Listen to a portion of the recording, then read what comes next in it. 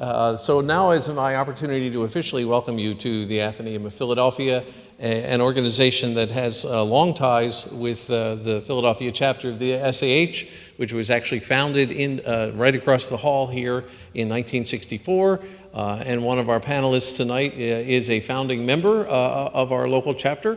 I don't know, are you the only surviving member of that inaugural class?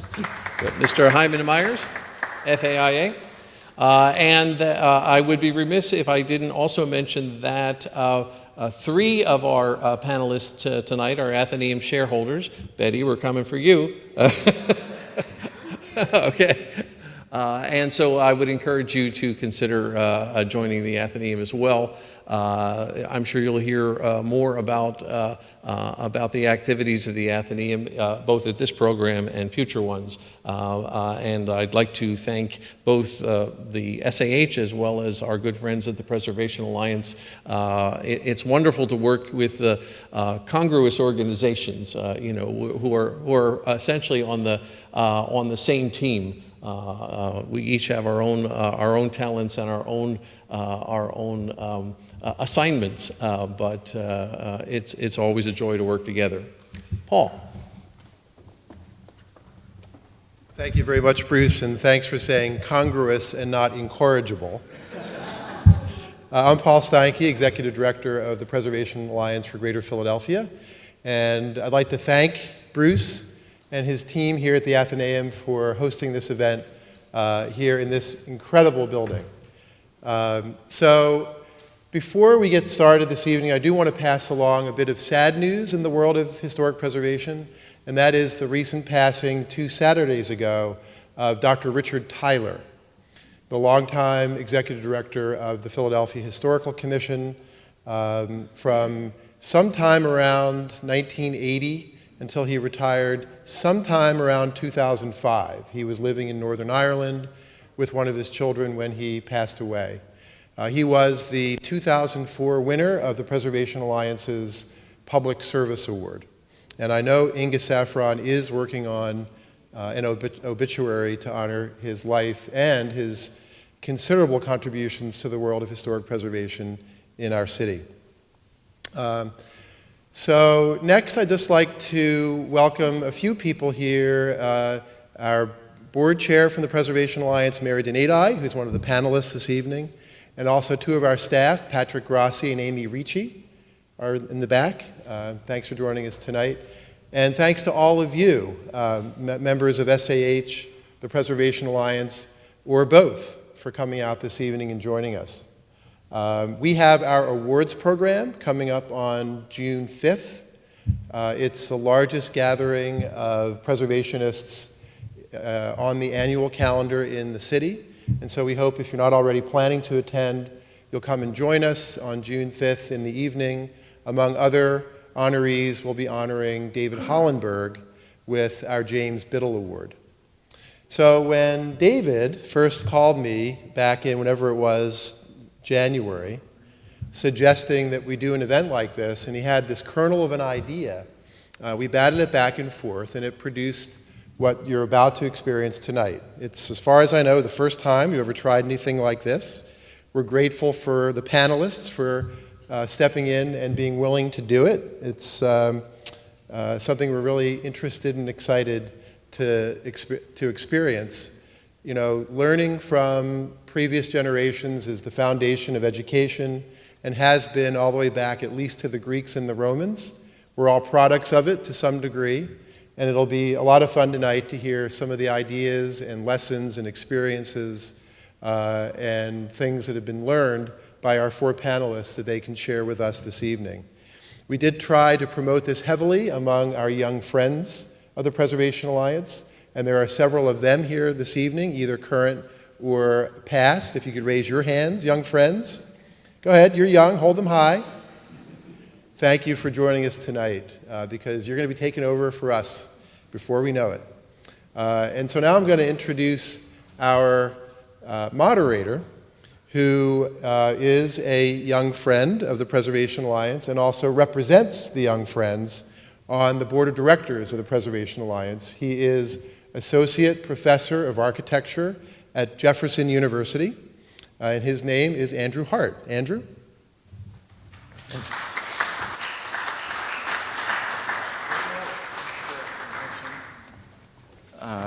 Assistant professor, but I'll take the promotion, Paul. So, yeah, I'm working on it. So, good evening, everyone. Like Paul said, my name is Andrew Hart, and I wear many hats. Tonight, I'm going to be the panel moderator.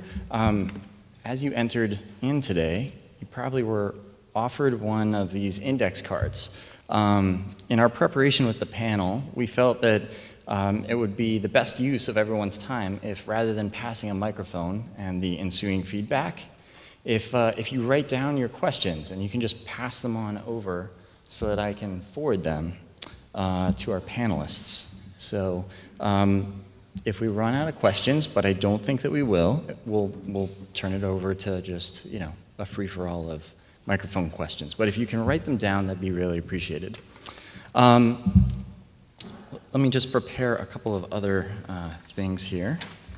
All right, so in preparation for this, I've been a member of the Young Friends of the Preservation Alliance and a professor for the past couple of years, at least 5 years at Jefferson University, formerly Philadelphia University, and culling through my notes, both from the Young Friends of the Preservation Alliance, questions that happen at Preservation Alliance tours, discussions at the AIA, Historic Preservation Committee, and also in class with my students. I have a long list of questions, and I'm proud to say that tonight we have a list of questions from preservation-minded people from 17 to 70, and I think that that's fantastic. I'm also glad that the Athenaeum has offered to record this session to become part of their archive, and so that we can kind of add to the preservation knowledge of what's going on.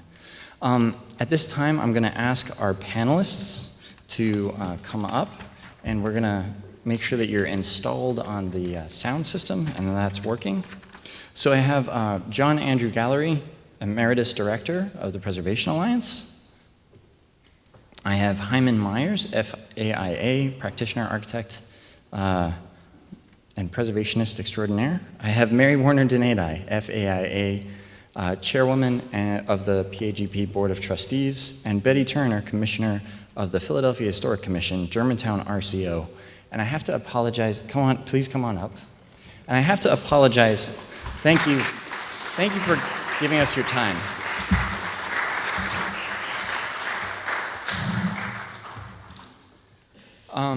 In preparation over the past week, I've been chatting with all of our panelists. And if I was to read you the alphabet that comes after their names and their considerable practice, history, and involvement, we would be here for the next hour. It's considerable, the history that we have represented here and the collective experience. I defer to all of them in their experience, but I'm rather than read off their history, I have a couple of introductory questions that we've prepared for each one. I'm going to start with John and then go to Hy, Mary, and Betty. And then, so as we get into this, I'd much rather that we spent our time talking and allow this conversation to come organically. And again, I'm just going to say one more time, if anybody needs an index card or would like an index card, just let me know. And if you can just pass them on over here, I can snag them from you or hold them up, all right? All right, we're going to get started. Mr. Gallery, you have been involved in preservation advocacy in a variety of roles and for various projects and initiatives across the city. You understand the importance advocacy plays for historic preservation. What advice or approach would you give to a young advocate, and what challenges do you see preservation facing? If you could give us a few examples. Well, thank you all for coming. It's very nice to be here. Before I answer that question, I did want to mention that coming here tonight is a good reminder of what it means to be involved in preservation advocacy. As I came into the building, I past the Dilworth house next door, an example for me of multiple levels of failure of historic preservation. And on the other hand, I could look across the square to the Air building, a wonderful Art Deco building, beautifully preserved, which happens to be one of my own personal accomplishments that I'm most proud of. So the two of them reminded me that if you want to be an advocate, that you can't get too depressed by failure or too encouraged by success. You have to just be willing to persevere and recognize that you're not in control of the outcomes. But over my own career, what I've recognized and what I would say to someone starting out is that there really are two different kinds of advocacy. One is what I would call public advocacy, which is the effort to bring some preservation issue to the attention of the general public, to build awareness, support for an issue, which hopefully will influence property owners or historical commission members, elected politicians, to do something about that issue. And that type of advocacy involves events, promotion, other types of activities, requires someone who is sort of extroverted in their personality, who likes to be annoying, and who's creative in thinking about clever ways to make people aware of an important issue. The other part of advocacy, though, is what I call technical advocacy. And there are many ways to do that. Architects are technical advocates in being able to show that buildings can be preserved. Lawyers can be technical advocates. Architectural historians can write persuasive nominations to preserve buildings or districts. The area that interested me was more the financial issues that are involved in developing real estate. And that's an area in which I think advocacy is underdeveloped. It allows you to work with a property owner before there's a problem to try to figure out financially how to make a project feasible. But it also gives you the tools to examine the financial hardship applications that are presented to the Historical Commission to see whether developers are really cooking the books or whether it's true that some projects are just not financially feasible. So I think that if you're starting in advocacy, the question is, where does your own personality, your own interest or skills fit on those two sides? Are you much more comfortable in sort of public settings, or would you prefer to be a technical advisor to someone else who's carrying this message forward? Each are important. I think each one can be persuasive in its own way. But often when there are big issues, I think the two of them have to really work together to be successful. And one of the most exciting examples of that, in my own experience, was something that many of you are old enough to remember, which was the preservation of the Litt Brothers buildings on Market Street. In the 1980s, the store had closed, the owners were prepared to demolish the building, and a group of women basically got together and started picketing, walking up and down the sidewalk, taking on the charge of public advocates to really make people aware of the importance of preserving these buildings. One of those women happened to be my ex-wife, and she kept on saying to me at dinner, "Why aren't you doing something about this? You're supposed to be clever." So I wrote a letter to the editor of the Inquirer, which they published, about a way that the building could be saved, which dragged me into the process. And eventually, I hooked up with Growth Properties as a consultant to them and designed what I thought was a financially feasible way to preserve the buildings. So it was a combination of people making the preservation of the buildings publicly important and the ability to come up with a technical way to actually do it, that when they were brought together really led to the preservation of that complex, which, aside from those signs on the roof, is still, I think, one of the really important contributions to Philadelphia. Thank you, John. My next question is for Hy. Mr. Meyers, I apologize, just as I have to the rest of the board. Your expertise and resume, I can't fully condense into our time. You've been involved in projects large and small, from planning to the details. Preservation projects can be long, with unforeseen issues behind layers of plaster and years of history. You and I have spoken about your term, quote, learning the building, unquote, and that the gratification comes from studying the building from both its grandeur and the area of its details. I just want to note to everyone that after speaking with Mr. Meyers about his work on the Academy of Music, I'm sure that he knows the details of that building better than either Mr. LeBrun or Mr. Rung. Hy, can you share with us some insight for one of your favorite projects? The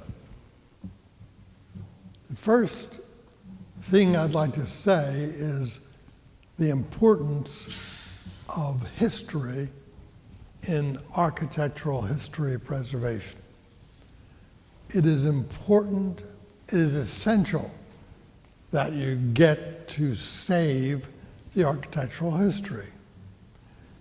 And what's so important is that that architectural history is the architect's first and last thing to save in the historic preservation.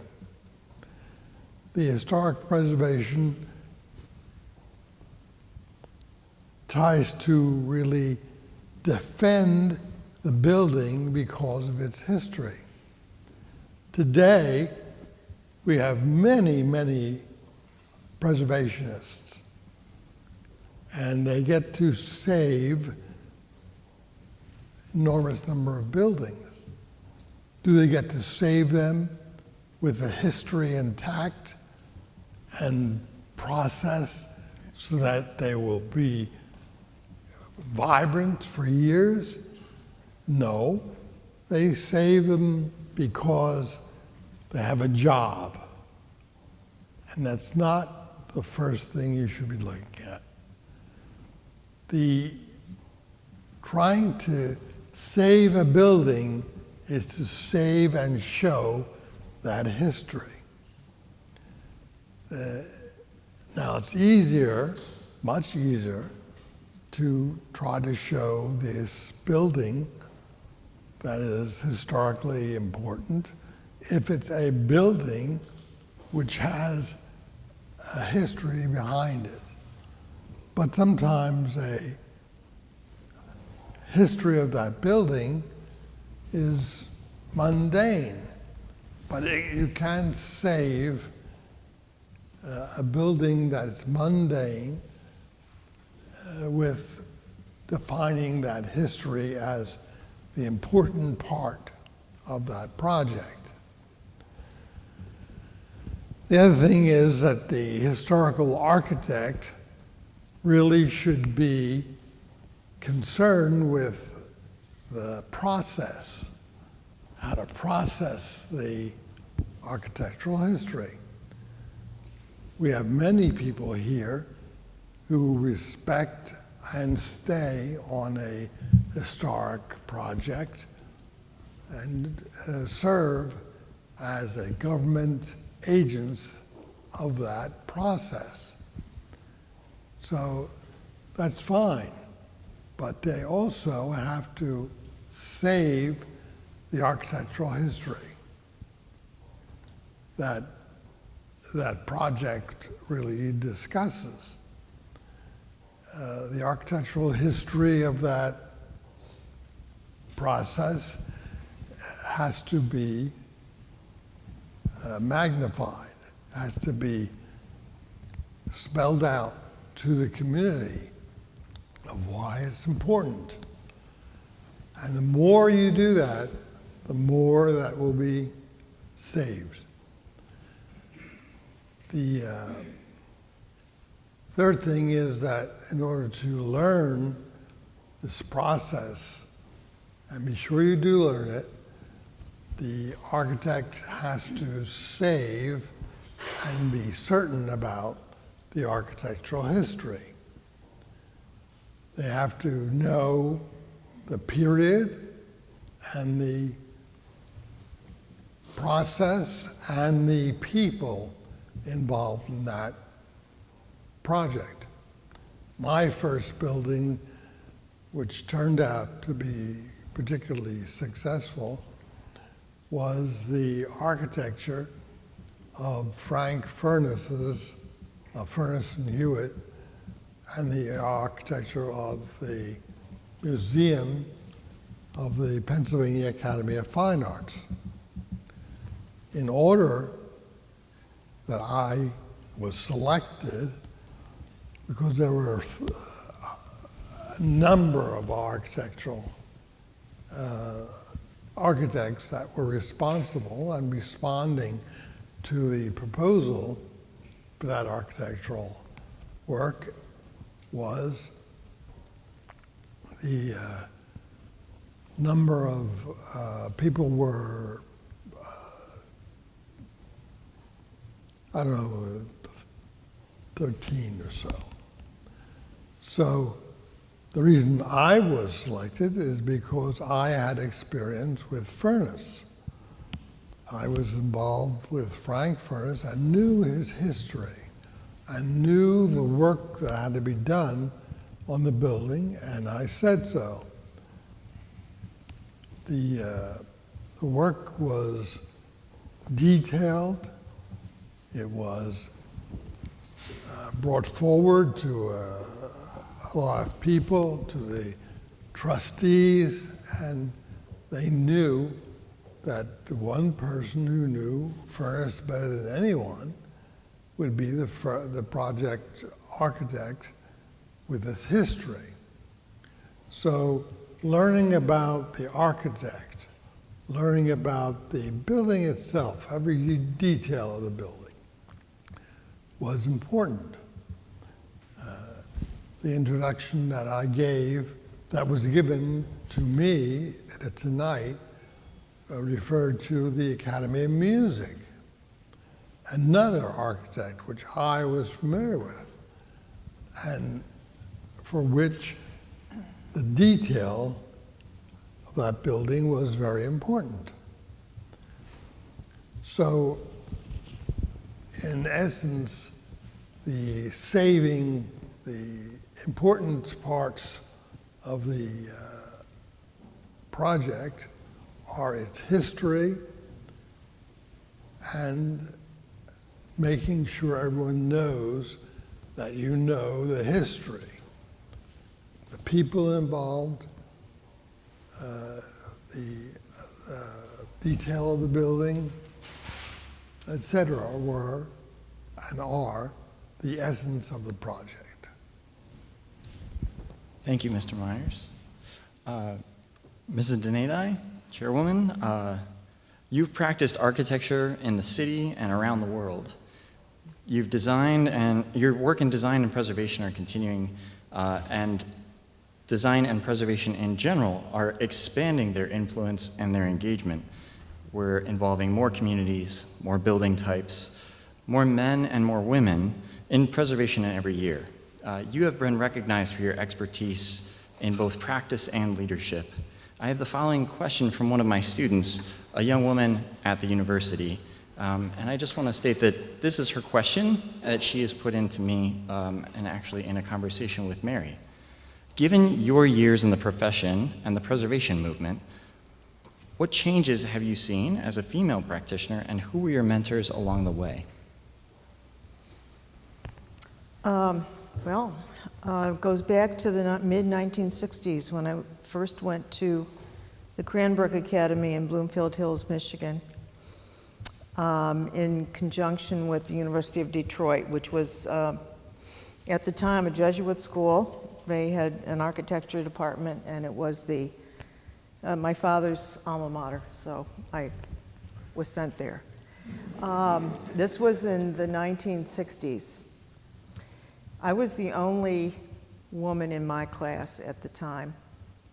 And in fact, up until the 1940s or so, architecture was known as the gentleman's profession. And it wasn't until after World War II that women became more involved. But even into the 1990s, you could count in a single-digit percentage the number of female architects who own their own firms. And it still is not very high. Today, almost half of the students in architecture schools are female. But still, only about a third of the members of the AIA, or American Institute of Architects, are female. So there's still some movement to be done. In the 60s, I had two female, not mentors. There weren't any mentors in those days, although I'm a mentor now to some young female architects. But there are two women that I really admired. One was Julia Morgan.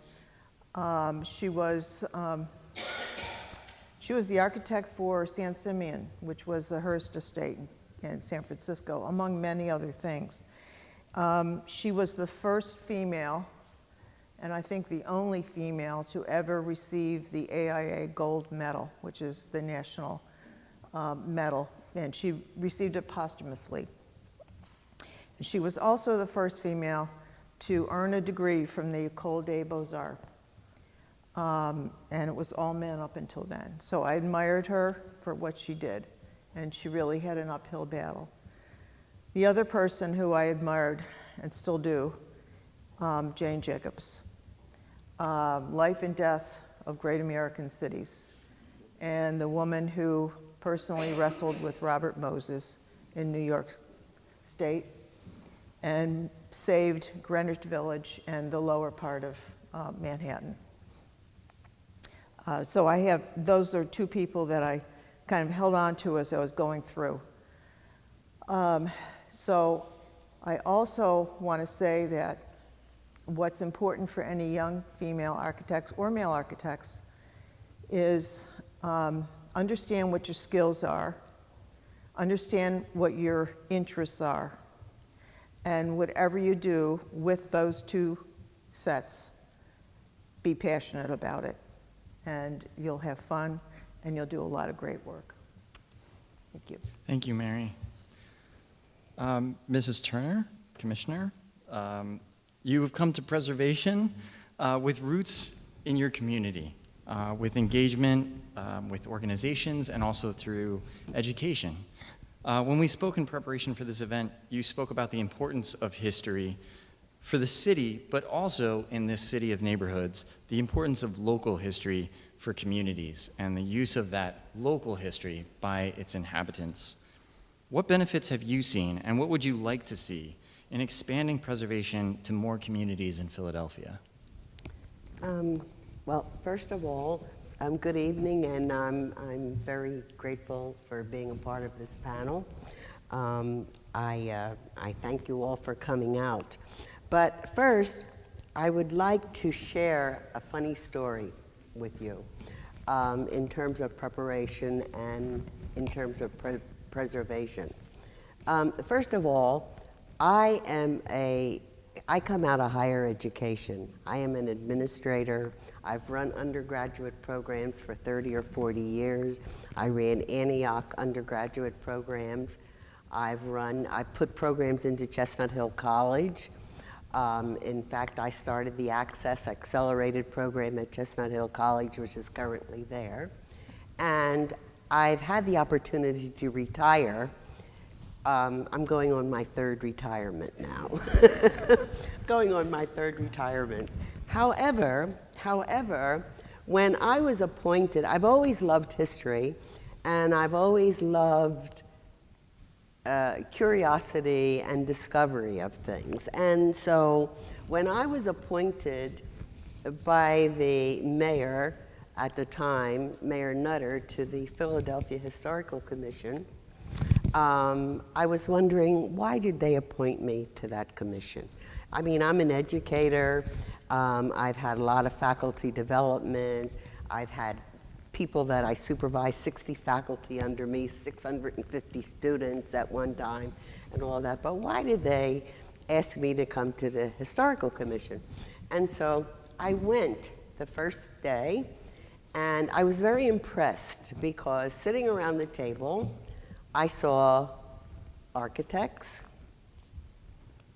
I saw lawyers, I saw historians, I saw developers, all types of people with various kinds of backgrounds.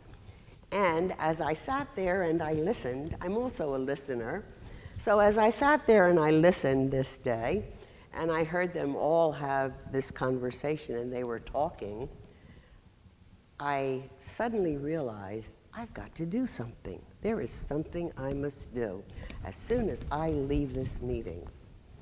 So I am a grandmother, and I'm a great-grandmother, and my grandson was meeting me for lunch that day.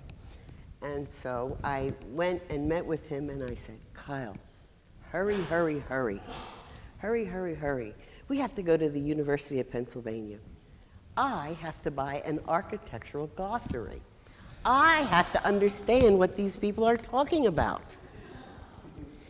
They are talking a language that I don't understand. I have to know what it means. Well, I am now almost 8 years with the Historical Commission. I know what an L is. I know what a mansard is. I know what elevation is. I can have the conversation now. I know what's being said. At the same time, in terms of challenges and what can be done, I have met a lot of people in a lot of different arenas, and I was delighted that recently there is this interest in Philadelphia by our current mayor in preservation. So much so that he started this task force on historic preservation. And I was delighted to see that and to see how far it would go. And I am excited because there are recommendations about historic preservation, key recommendations, and one area of recommendation has to be, and is a major piece, is community outreach and education.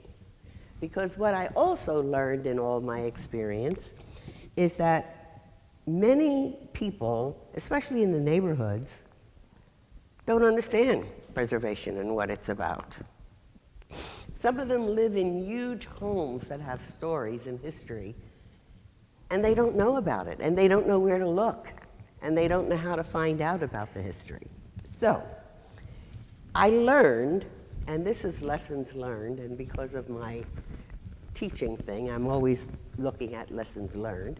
So one of the lessons learned was that historic preservation has expanded beyond the built environment, but is found in a lot of places, in city planning, in economic development, in community development, in rehabilitation, in architecture, in government, historic parks, historic districts, and retail and commercial real estate, and in the neighborhoods.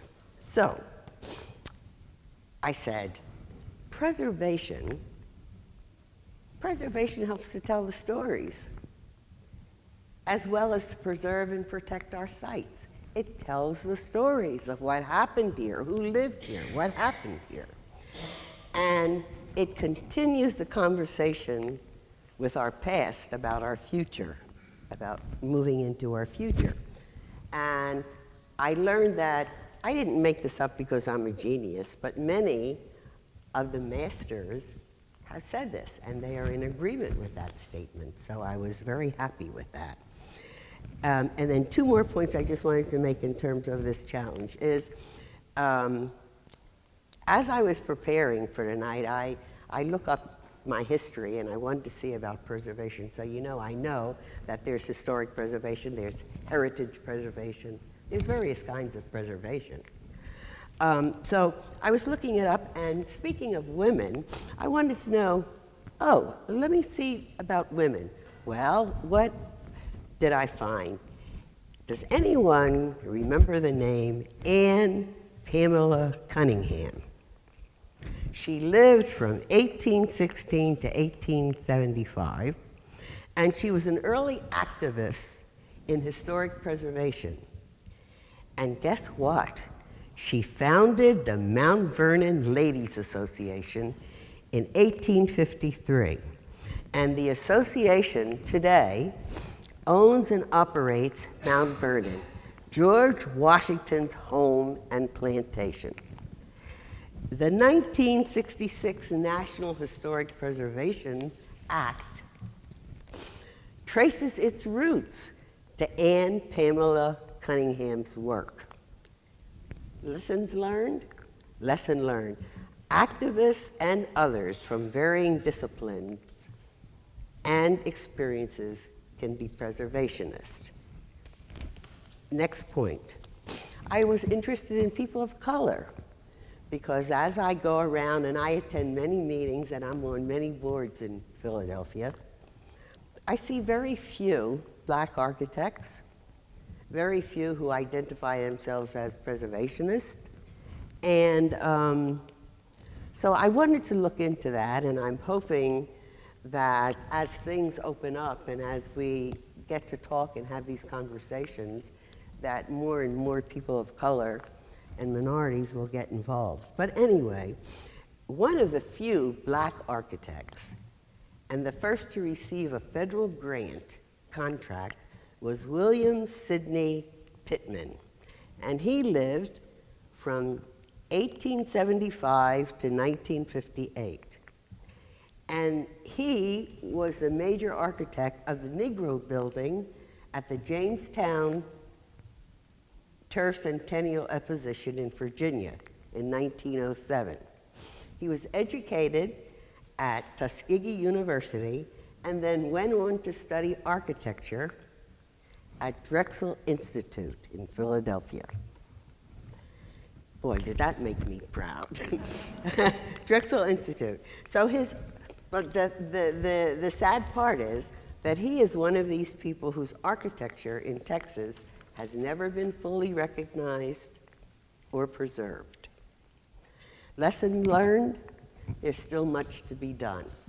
And I think with the conversations that we're having and the interactions that we're having and the interest in taking things to the neighborhood, we are making great strides. Thank you, panelists.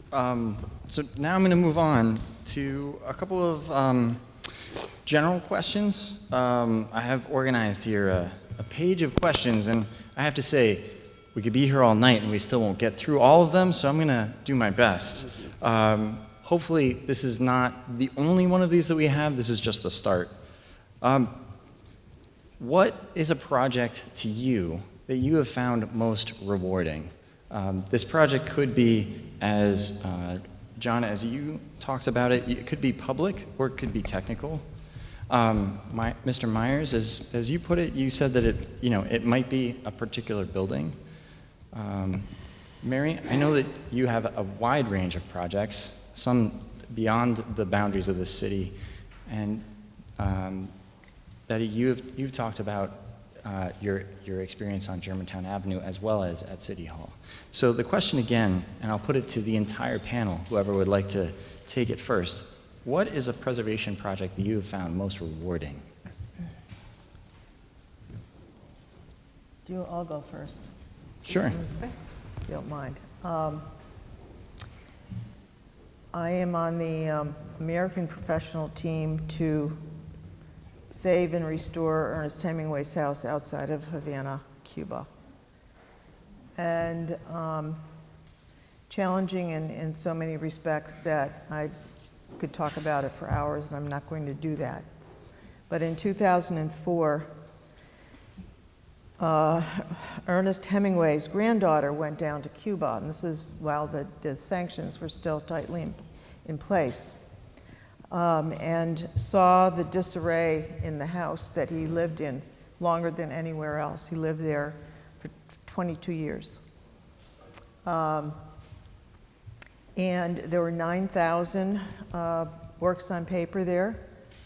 2,000 of the volumes in his library had his own penciled notes in all the margins. Termites were eating the building. Hurricanes had ruined the roofs and the windows. And she came back, Ms. Hemingway came back to the Hemingway Foundation and the American Literary Guild in great alarm. And they went to their US Senator in Massachusetts, who then went to the US Treasury, which holds the sanctions, and was not getting anywhere to allow people to go down there and really see what was going on. So they called up the National Trust for Historic Preservation. And the National Trust, for the first time ever, listed the Finca Vigía, which means lookout farm, to the 11 most endangered list of the National Trust, which they do every June. And so this brought national attention. A team was put together. I was the architect on the team. Bob Silman from New York was the structural engineer. We had the curator, paper curator from Wendy Jessup from the Smithsonian, et cetera, et cetera. And we all went down there and we assessed it. And it was difficult diplomacy. We did not want to go down there and tell the Cubans what they should do, but they were very much in the dark on any kind of current technology for preservation. Fast forward, 2016, we dedicated not only the house, but his boat. We restored the Pilar. And it is the highest visited site in all of Cuba today. But we made great friends. We overcame some of the disagreements. Cubans have a different take on preservation than we do here in the US, but that's another story. And so, for many reasons, and I still have dear good friends, and I just read in the New York Times on Sunday that they've imposed food rations again in Cuba, given what the US government has recently done there. So I'm praying for my friends again. Anyway, fascinating. Made over 25 trips to Cuba in that process. Whose turn's next? Can we get another panelist? I'd like to talk about my favorite project. It's difficult to talk about it because they were all my favorites. They're fascinating. But certainly one that's particularly close to my heart is City Hall. And it was an interesting and difficult project. The proposals to architects, for 100 architects, were vying for this project.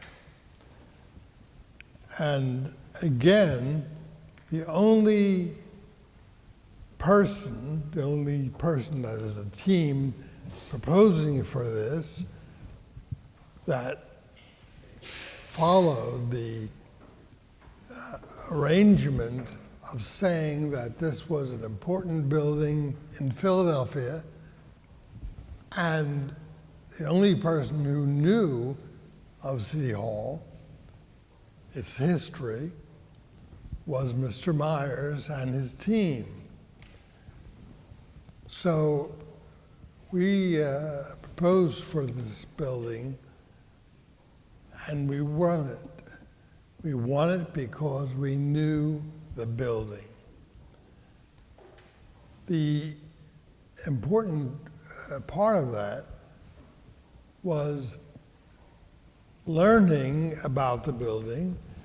For example, I didn't go to know the building itself, but I knew all the background of that building, how it was changed, how it was modified, how it was hurt by some of these modifications. That was important to understand the building. And to understand the building, like any building, this was important. There were 1,000 different rooms, and we had to go and surveyed all those rooms and go look at every room in that building. And we did. And again, we learned just from the tour of the building.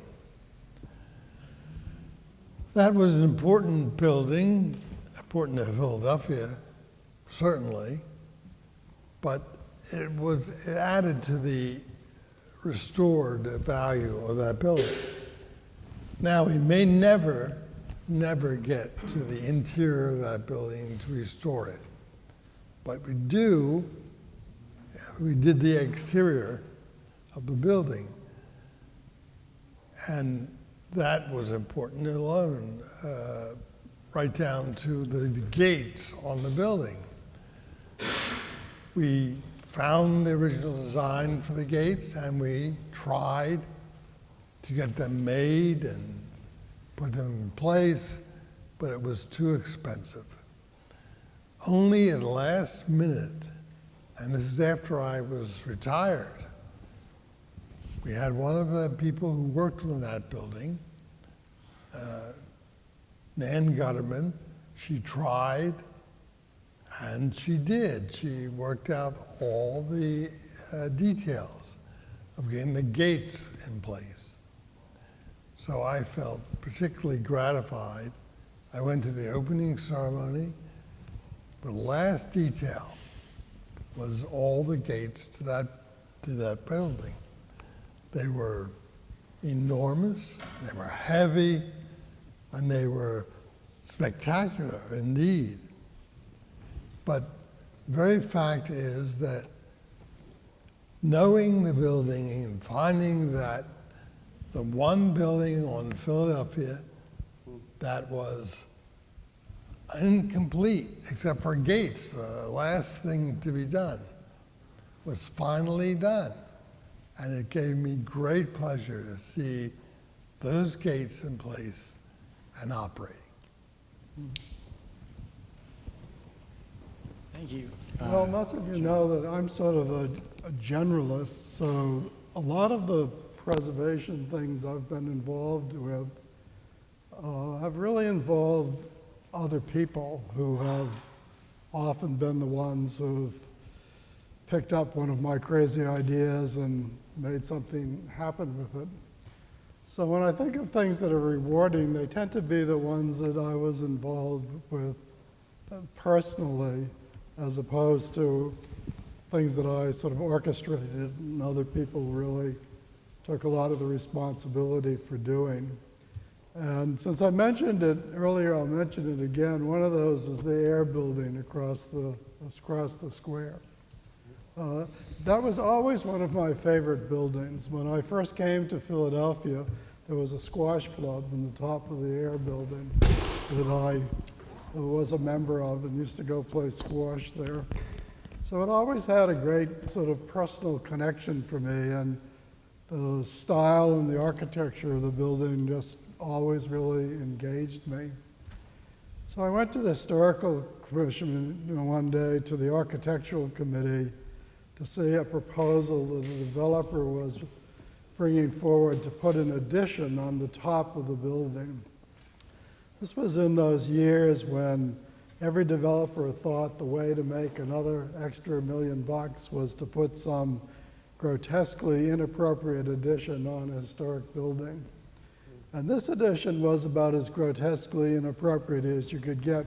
It really looked like an alien spaceship had landed on top of the air building. It was this steel and glass 4-story addition with several big penthouses in it. And at night it sort of looked like a lighthouse with all these lights sort of beaming around. It was hideous beyond description in my view. And I sat there and watched as the architectural committee unanimously approved it. And I thought, oh, this is crazy. But, to me, the architectural committee and the commission itself has always been really weak when it comes to dealing with contemporary buildings. So I decided that, well, I just wasn't going to take this sitting down, but the disappointing thing was that there was no one there objecting to it. The site is sort of on the edge of Society Hill, on the edge of Washington Square West, and so neither community association really felt much responsibility for it, and neither one of them made any comments about the proposal. So I went around with my little camera, and I took pictures of the building from various vantage points to show that it was very visible. You could see it from lots of places. And then I enlarged those. This just sounds so crazy, but this is what I did. And then I cut out little pieces of Post-it paper that were the size and shape of this edition, and I put them on top of the Air building in all my photographs. So I came to the Historical Commission armed with this slew of panels that I had created. The developer presented the proposal. Someone on the commission, as they routinely did, said, we move the approval of the recommendation of the architectural committee. Someone else seconded it. The developer smiled. I got up and made my presentation. And as I made my presentation, I talked about the impact of this. And each time I talked about it, I would rip off a piece of the Post-it so you would then see the Air building in its authentic historic form. And when I finished, the person who had seconded the motion to approve it said, I withdraw my second. And the chair, who he and I didn't always get along that well, but I respected him a lot, said, I think you've convinced me. And you could see the developer's face going white. He walked in there thinking he had this extra $1 million profit in his grasp. And I felt like I was saving this building from the jaws of destruction. And they turned it down. And I would say that much to the creditor of the developer, and I'll give his name, Ken Goldenberg, he didn't appeal it. In fact, he called me up, said he was going to go ahead with the project anyhow, which he did beautifully, invited me to the opening, something which, most developers, when they lose an issue like that, are not inclined to do.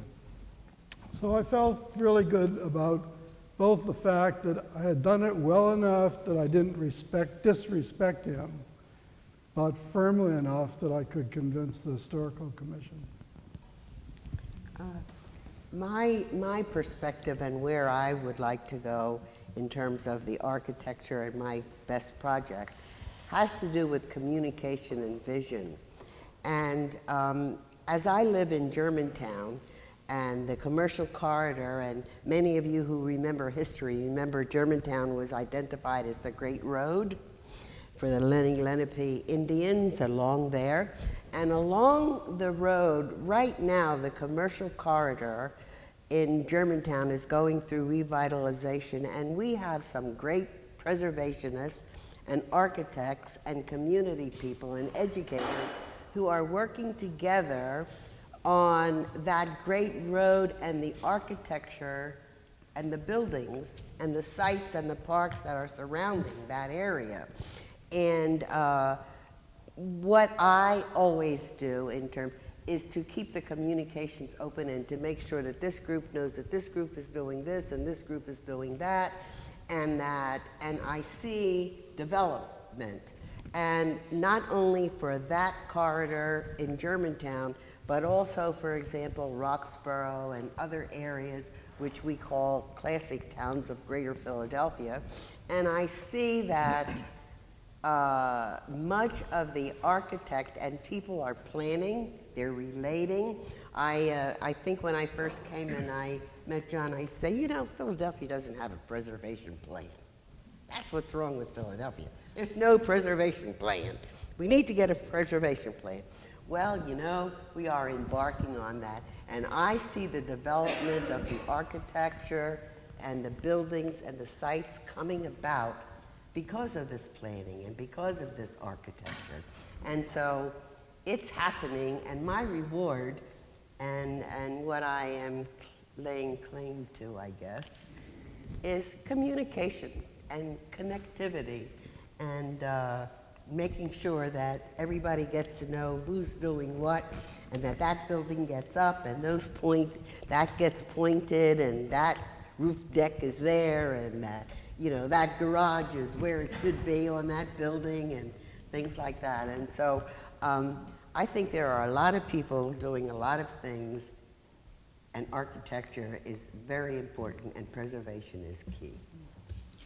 Thank you, panel. You're actually knocking out many of my questions in your answers here. Preservation certainly involves many stakeholders. You've all spoken to that to some measure: architects, preservationists, developers, communities. Oftentimes the way that preservation has been set up is the advocacy happens from professionals, concerned professionals, but it also happens and can happen from the populace. It can come from the communities. It can come from can come from someone in a row house. It can come from somebody in an apartment building. But often it comes from professionals. I have a question from the audience here. How do you feel, and I'm going to just, how do you feel, has preservation, can it be a double-edged sword in that sometimes it relies heavily on professionals to advocate for the public, or is that part of our responsibility? For sure. What are your feelings? How do people get engaged? How do you get involved as a professional? How do you get people to be engaged who are, how do you engage a developer? How do you engage someone on the street?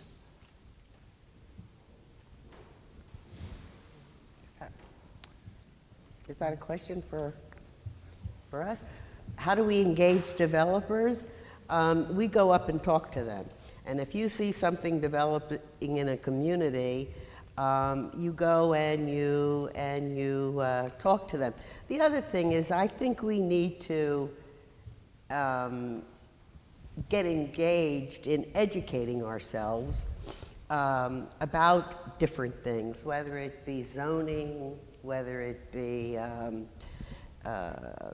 you know, the neighborhood groups. We need to concern ourselves with getting engaged locally in our neighborhoods, know what's going on there, and making sure that developers, if they're developing, and we do it in Germantown all the time, if developers are coming there and they want to develop something, they need to know they have to talk to this community. We need to know what your plans are. What are you planning to build there?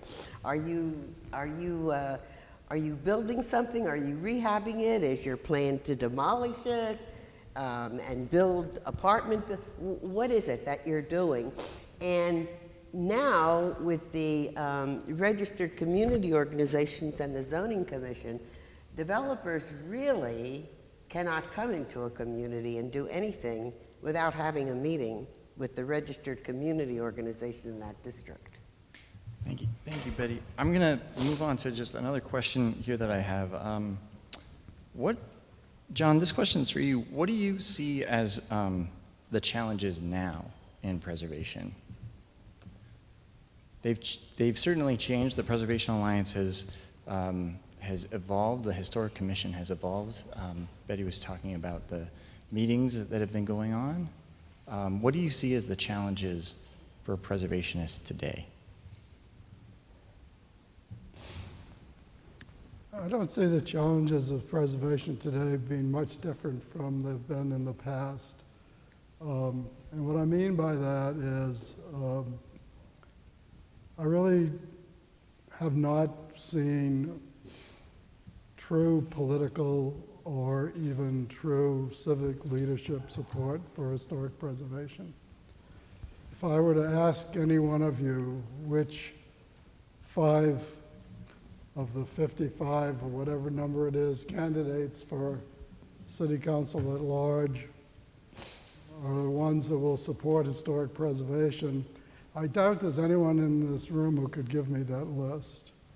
When Bill Green got the historic ordinance changed to include interiors, he had an enormously difficult time getting people on city council to support that. There have been members of city council who directly often threatened me that if I opposed something in their district, they would introduce an ordinance to wipe out the preservation ordinance. I have not really seen broad political support. It's nice what Mayor Kenny is doing.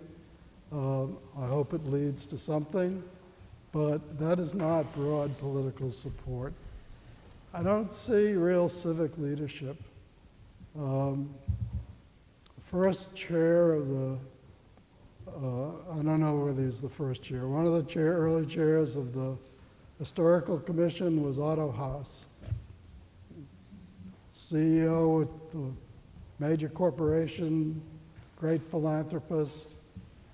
Ned Montgomery, executive vice president of Mellon Bank, was also chair of the commission. Where are the real civic leaders in Philadelphia today who are standing up for historic preservation? I don't mean to be critical of anyone who's on the commission.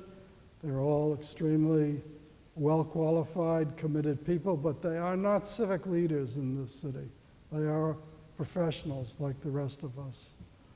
So I don't see that changing. I think preservation is very thin in Philadelphia. I don't see the groundswell of general public support.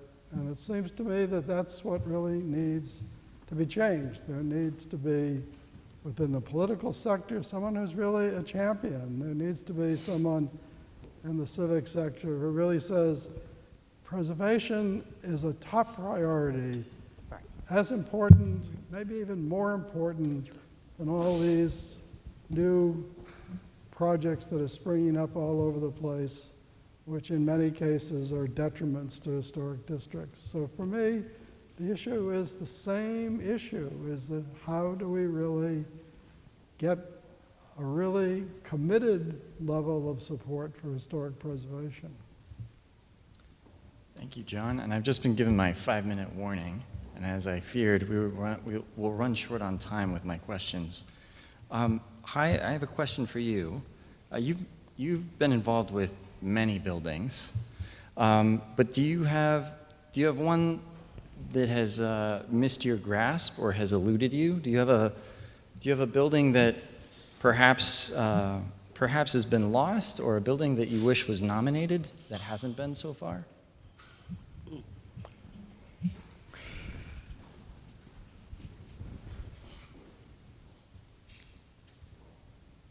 I wish that we could get a building to, I wish that a building would come to us that would be a star in preservation.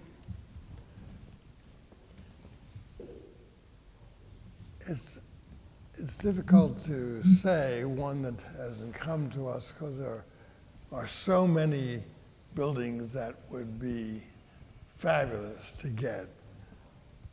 But I haven't seen one so far that was extraordinary. The extraordinary things that have come to us, which have been extraordinary, are the way a building is going to be funded. For example, the state capitol in Harrisburg. I feel that was a great project because the state legislature funded that building every year by having a tax dedicated to that building, so it can be restored and maintained. Another project would be a project that isn't restored and maintained, but which deserves that funding. The Capitol, which was restored, it looks today as wonderful as it was in 1982 when that project was started. And many projects already done in 1982 had to be restored again just from use and the projects getting wearing out. But they're having that building restored by having funds available to recycle that and to get, without having to raise new funds for that, is fabulous. So that's really the key to getting a project by us done and being a star project. Thank you, Hi. Mary, I'm going to give my last question to you this evening. Looking at not just now, but looking forward, Philadelphia has now been recognized as a World Heritage City. What does that mantle bring to you? What challenges do you think it has implicit in it? And how does that make our responsibilities even more important? I'm sorry, who's the question for? So, for Mary, Philadelphia has been recognized as a World Heritage City. What does that mean to you? And what are the responsibilities that that brings to all of us? Well, I think there's a lot of complexities in that designation. Here in Philadelphia, we are the most historic city in the United States, as far as I'm concerned. Boston may argue with that, but I'll stand behind Philadelphia. We have other great cities. We have Chicago, we have New York, Boston, and LA, all of which have very, very strong historic preservation ordinances in place. And I want to add to that other question. I think historic preservation is only going to succeed if we have the zoning and the planning in place to protect it. That's not going to happen otherwise. It may take a big civic leader to move that along. And unfortunately, Jane Jacobs died in 2006. So when I became chair of the Preservation Alliance, I felt as though we need to be a model city in the United States for historic preservation. And we brought in the National Trust. They listed us as a national treasure. And it may not be everything, but it's a heck of a good beginning for where I think this city is going to be going in the near future. So I have great hopes for Philadelphia, and the World Heritage City designation has its challenges, but it also brings us into prominence, and that's going to help us. I would just like to everybody to join me in thanking the panel for being here tonight.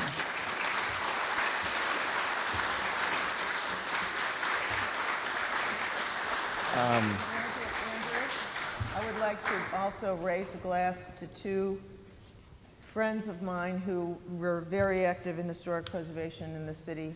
Penny Batchelor with the Park Service.